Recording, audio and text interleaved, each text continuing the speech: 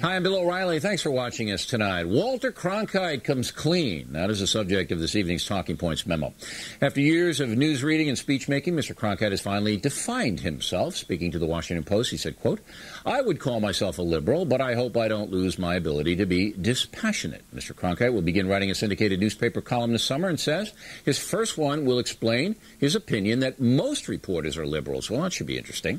As you may remember, Talking Points took Cronkite apart for his criticism of the Iraq War because it was based on an international point of view, a liberal banner, that the will of other countries should dictate how the USA conducts foreign policy. Well, I respectfully disagree. The primary goal of foreign policy should be to protect the American people from harm, both physical and economic.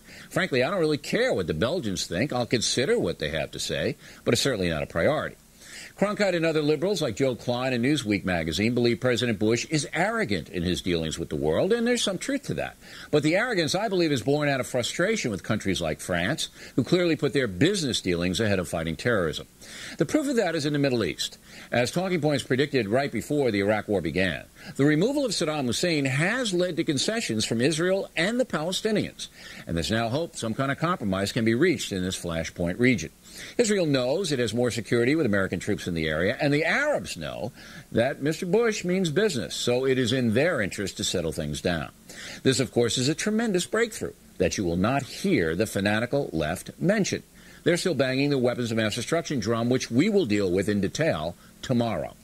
The Bush haters are silent on the progress in the Middle East, the mass graves in Iraq, and the positive reception that Mr. Bush received yesterday from the Arab leadership. The truth is that many countries are scared of American power, and that's a good thing. Now, Walter Cronkite hid his liberalism well as the anchor of the CBS News, and as an American, he's entitled to his ideology. But it's a far better thing for all journalists to strive for independent thinking and critical thinking, rather than to push an agenda. It's not a stretch to believe that Cronkite's view of the world shaded his selection of news topics on CBS. I laugh when I hear critics say that I shill for the right. Very hard for the factory to book anyone from the Bush administration. The Democrats are much easier to get on here. That's because the party in power knows that I'll insist they answer direct questions, and often they don't want to do that. Hey, if you see John Ashcroft, tell him I said hello, because I'll never get to see him. Walter Cronkite is the poster boy for the elite media, and I'm glad he's finally come out of the closet. Very stuffy in there.